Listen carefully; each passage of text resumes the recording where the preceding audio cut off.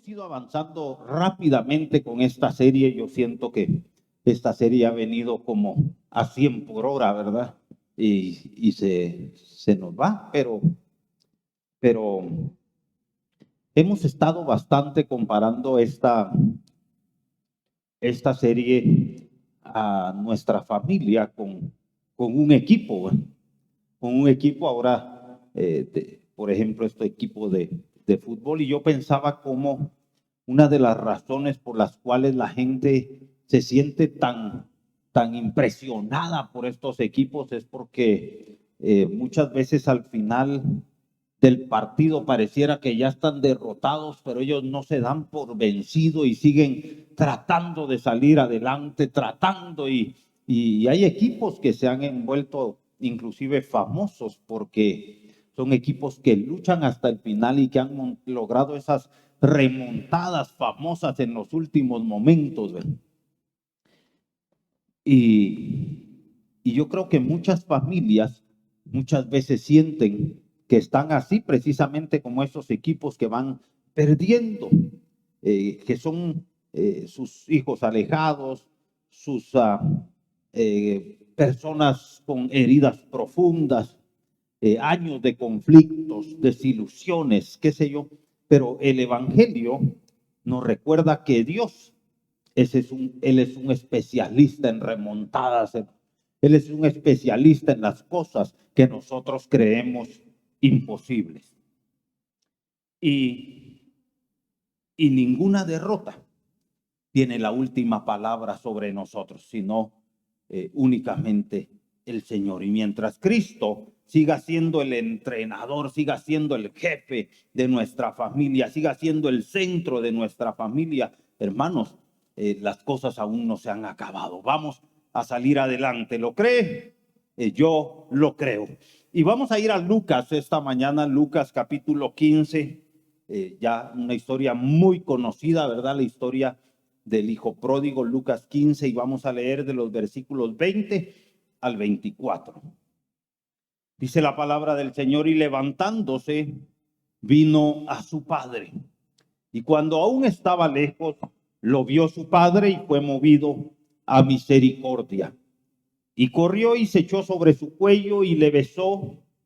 Y el hijo le dijo: Padre, he pecado contra el cielo y contra ti. Ya no soy digno de ser llamado tu hijo. Pero el padre dijo a sus siervos: sacad el mejor vestido y vestidle, y poned un anillo en su mano y calzado en sus pies, y traed el becerro gordo y matadlo, y comamos y hagamos fiesta, porque mi hijo muerto era y ha revivido, se había perdido y es hallado. Y comenzaron a regocijarse. Amén.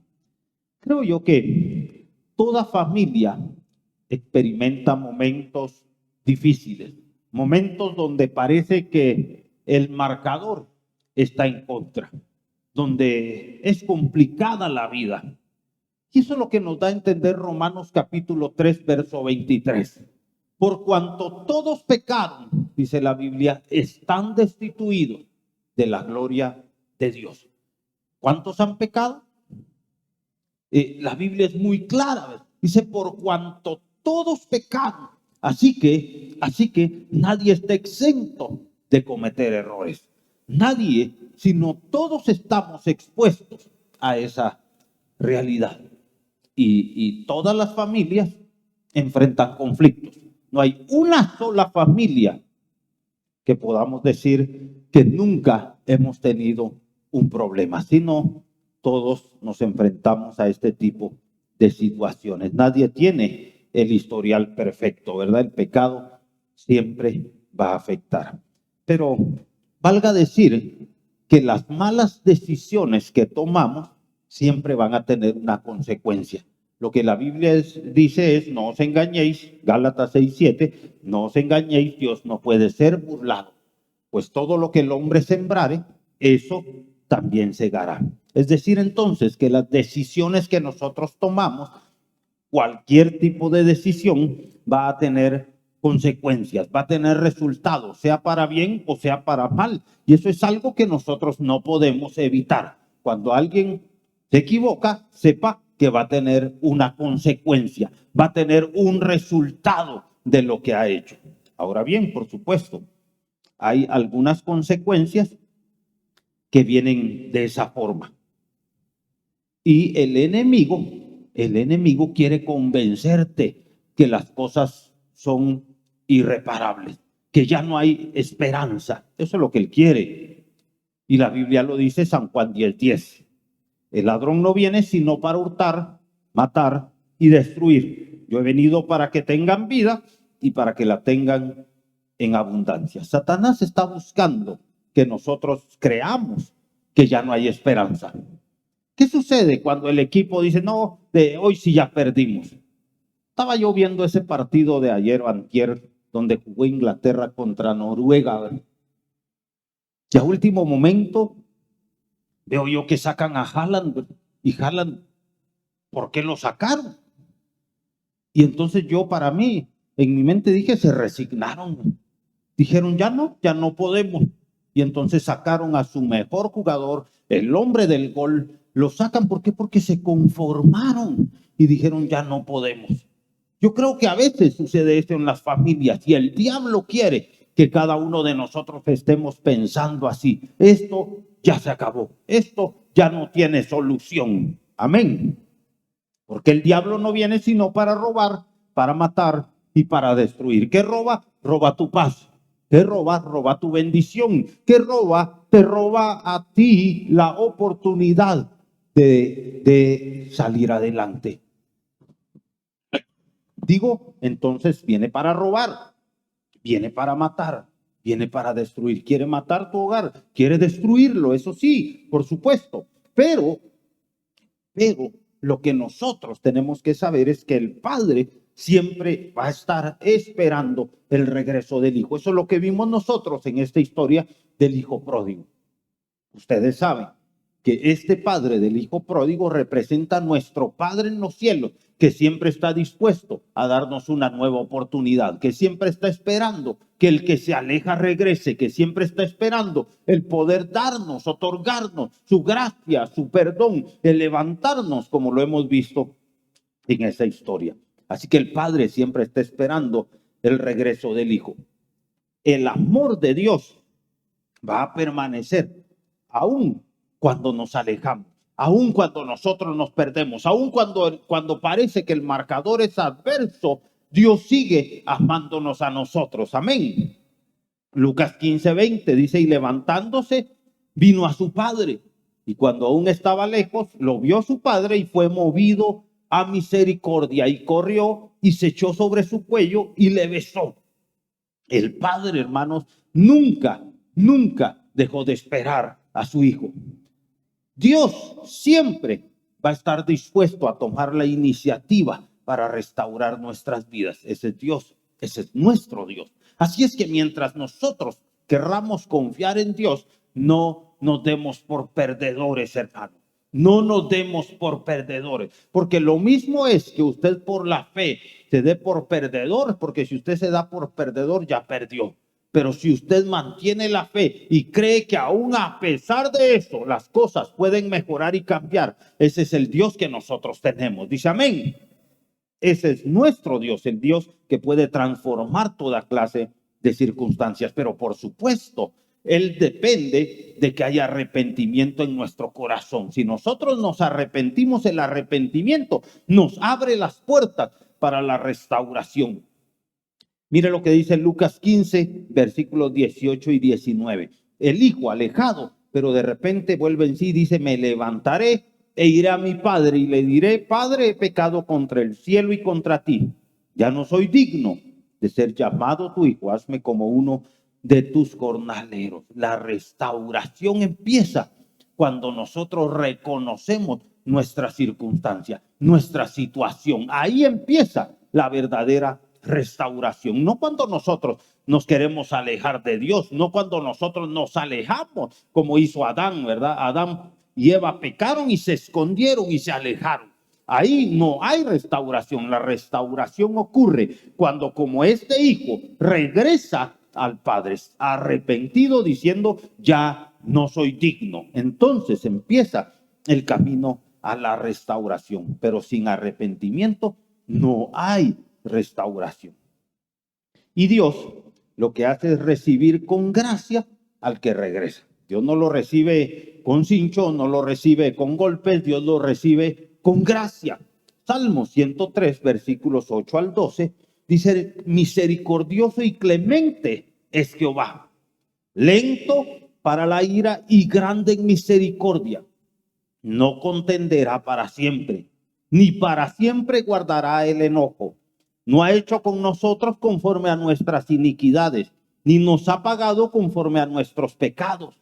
Porque como la altura de los cielos sobre la tierra, engrandeció su misericordia sobre los que le temen. Cuanto está lejos el oriente del occidente, hizo alejar de nosotros nuestras rebeliones. Cuando decimos gracia, gracia es algo que nosotros no merecemos. Por eso somos salvos por la gracia.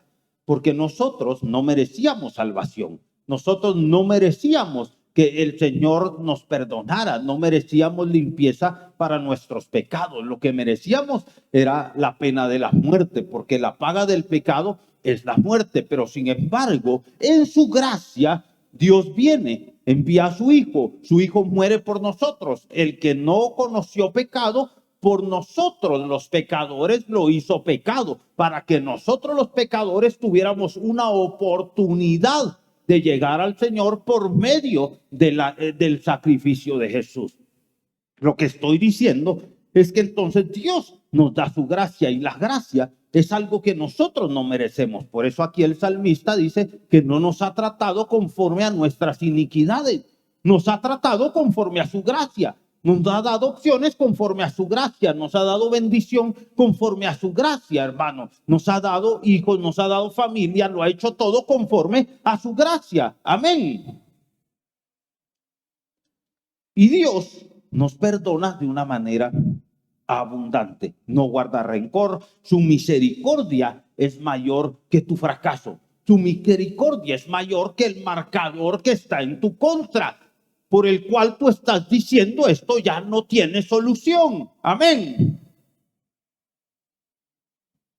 Entonces, lo que estoy diciendo hoy es, uno, que toda familia experimenta esos momentos difíciles. Pero segundo, que el padre siempre espera que el hijo regrese. Y tercero, Dios restaura mucho más que simplemente una circunstancia. Dios va más allá, porque Dios con este hijo que se había alejado le restaura su identidad primero. Mire Lucas 15:22, pero el padre dijo a sus siervos: sacad el mejor vestido y vestidle, poned un anillo en su mano y calzado en sus pies. El vestido representa dignidad, hermano. Dios restaura el valor de las personas. Usted tiene un valor. ¿Sabe que anoche, antenoche, en el trabajo estaba yo y en eso compartí esa charla que les he mencionado otros días?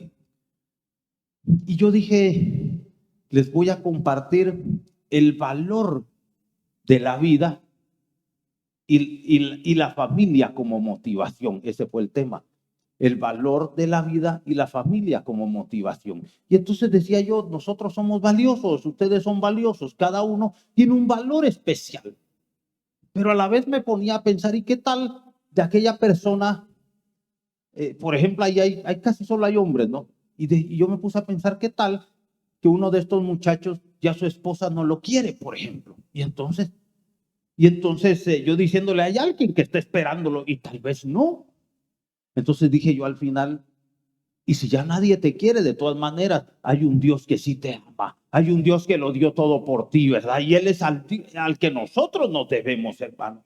Porque Él nos restaura, nos hace saber quiénes somos, nos da identidad. Él dice: saquen el mejor vestido y vístanlo. El vestido representa dignidad. Por eso es que dice: saquen el mejor vestido y vístanlo.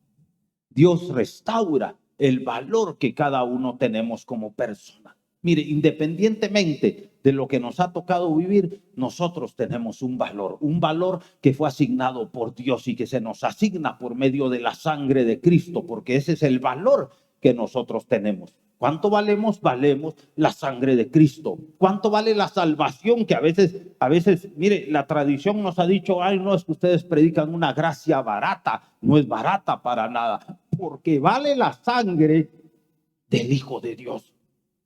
Así que no es una gracia barata para nada, sino es el valor de la sangre de Cristo. Y eso es lo que valemos cada uno de nosotros. Así es que usted no tiene el derecho de poderse sentir inferior, de sentirse menos, porque usted no es inferior ni es menos. Usted vale la sangre de Cristo. Dice amén. Así que Él restaura nuestra identidad. Cuando nosotros decimos, Señor, perdóname, Él dice, está bien, póngale el vestido nuevo, porque el vestido quiere decir dignidad. Pero también restaura la autoridad. Lucas 15:22 dice, pongan anillo en su mano. El anillo significaba, hermanos, que Él era el dueño de la casa, que Él era el que tenía la propiedad del lugar. El anillo simbolizaba pertenencia y autoridad. Lo que el Padre hace es que le restaura su identidad, pero también le restaura su autoridad como hijo. Y además dice, y calzado en sus pies, porque Dios, hermano, también restaura nuestro caminar. Calzado en nuestros pies. Los esclavos, hermano, caminaban descalzos, pero los hijos tenían calzado. Los hijos caminaban con sandalias. Dios, hermano, no restaura esclavos, Dios restaura hijos. Así que si usted es hijo, viva como hijo, siéntase como hijo. Eso es lo que estoy diciendo. Y hay un perdón para nosotros. Entonces hay una restauración para nosotros. Y la restauración, hermano, debe de alcanzar a toda la familia. No solo a uno, debe de alcanzar a toda la familia, porque el perdón rompe toda cadena. Colosenses 3:13 dice, soportándoos unos a otros y perdonándoos unos a otros, si alguno tuviere queja contra otro, de la manera que Cristo os perdonó, así también hacedlo vosotros. No puede haber restauración si no hay perdón. El perdón libera tanto al que perdona como al perdonado. El perdón restaura, hermano, restaura. Y eso es lo que nosotros tenemos que hacer, y a eso nos llama el Señor. No nos llama a guardar rencor. Y anoche teníamos una reunión de parejas, y en esa reunión precisamente estuvimos hablando del perdón. Y de verdad qué tema tan extraordinario, porque el perdón trae consecuencias, pero buenas consecuencias a nuestra vida. Porque el que siembra es lo que se cosecha, y no nos engañemos, hermano. Dios no puede ser burlado. Todo lo que se siembra se cosecha. Y hermano, Dios entonces nos perdona, y nosotros somos llamados a perdonar. Y Daniel decía una frase anoche en esta plática, y él decía, yo lo he dicho muchas veces también, ¿qué nos creemos nosotros más que Dios? Dios nos perdona. ¿Y qué somos nosotros para no perdonarnos a nosotros mismos o no perdonar a los demás? ¿Nos creemos tan perfectos acaso? ¿Nos creemos más perfectos que Dios para no perdonarnos a nosotros mismos o perdonar a los demás? No puede ser así. El perdón, hermano, rompe cadenas, pero además Dios puede restaurar los años perdidos, porque podemos decir tanto tiempo y todo lo que perdí. Joel 2:25 dice, y yo restituiré los años que comió la oruga, el saltón, el revoltón y la langosta, mi gran ejército que envié sobre vosotros. Dios puede también redimir ese tiempo. Nunca es demasiado tarde para iniciar de nuevo. Nunca es demasiado tarde para empezar y darnos una nueva oportunidad. La celebración reemplaza la vergüenza. Y eso es lo que vemos en esta historia.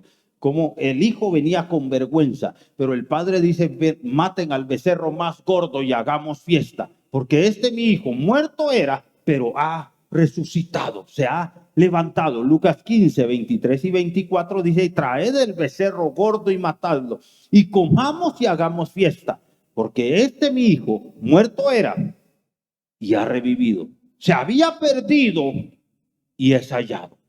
Y comenzaron a regocijarse. La restauración, hermano, produce gozo, y Dios celebra cuando una familia se vuelve hacia Él. Así es que el llamado hoy que yo quiero hacerles a todos ustedes es a que como familia nos volvamos al Señor, para que ustedes se vuelvan al Señor, para que ustedes digan: Señor, por favor, vuelve a ser el centro de nuestra casa. Te damos el lugar a ti, pedimos que tú lo ocupes, que tú obres, que tú te muevas, que tú hagas este milagro, y que el Señor nos puede devolver la identidad, nos puede devolver la autoridad, nos puede devolver su gracia y su amor. Quizás hoy el marcador parezca desfavorable para ti. Quizás hoy tú digas: no, ya no hay solución. Pero yo quiero decirte que si Dios está con nosotros, hermano, permanecen tres cosas: la fe, la esperanza y el amor. Esos tres. Así es que si tenemos al Señor de nuestra parte, nunca es tarde para volver a iniciar.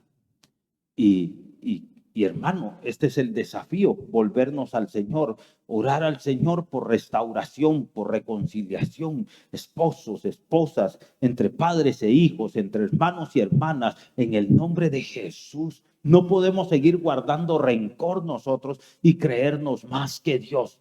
¿Acaso somos más que Dios nosotros? ¿Acaso usted se cree más que Dios, que nos vio todo lo que hicimos, hermano? Y a pesar de ser nosotros como somos, a pesar de ser nosotros la clase de personas que somos, a pesar de haberle fallado a Él en todo sentido, Él nos perdona, Él nos restaura, Él nos da una nueva oportunidad y nos limpia. No podemos nosotros creernos más que Él.